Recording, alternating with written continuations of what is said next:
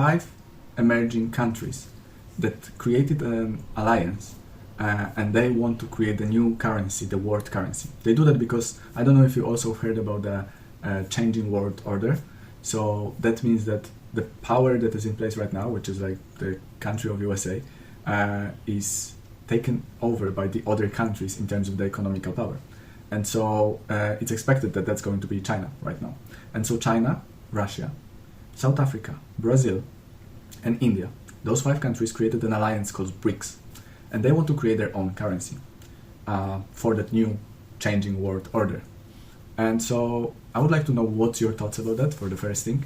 And the second question is really, why do we have to have some kind of world order? Why there have to be always the currency that have the leading position in the world? Why all of the countries cannot create the one currency that whole world will transact between and exchange? So there is no, exchange fees. There is no problems with transfers between them and waiting for getting the transfer from India to USA or from India to China or to Africa, or whatever you want to make the transfer. If that would be all united, all unified, that was the word, then all of those problems, all of those fees would be taken off. It would be much cheaper. If the transactions were cheaper, the products would be cheaper, like everything would be much better if you would have just one common currency. And it is possible to do it. The problem is that the countries need to get on and actually do it and use it, because currency is nothing more than 2 people agreeing that certain good have something of value. And so I can exchange that with someone else. So if me and you will agree that my headphones have some value to you, I can buy with those headphones milk, for example, from you, if you are running a grocery shop.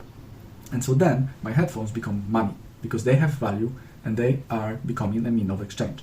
And so that's the general rule of how money works and why we use dollars, why we use other different currencies, pounds, Indian rupees, euro, because 2 parties agreed that this is the mean of exchange and they have some kind of store of value as well, okay?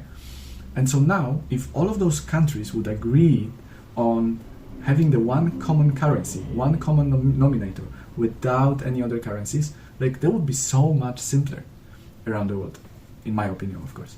But every single country wants to have their own currency. That's another part.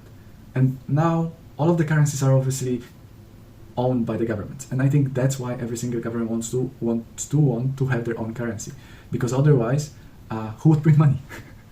Exactly. So they would have to probably agree on it, who have the central power to print money. But what if actually all of those countries would agree that there is one common currency and the money is owned by people? It's decentralized. It's not owned by governments. It's owned just by people. That's something that they wouldn't like probably, but that's something that would be really, really amazing, because actually people will finally have the power into taking control of their lives.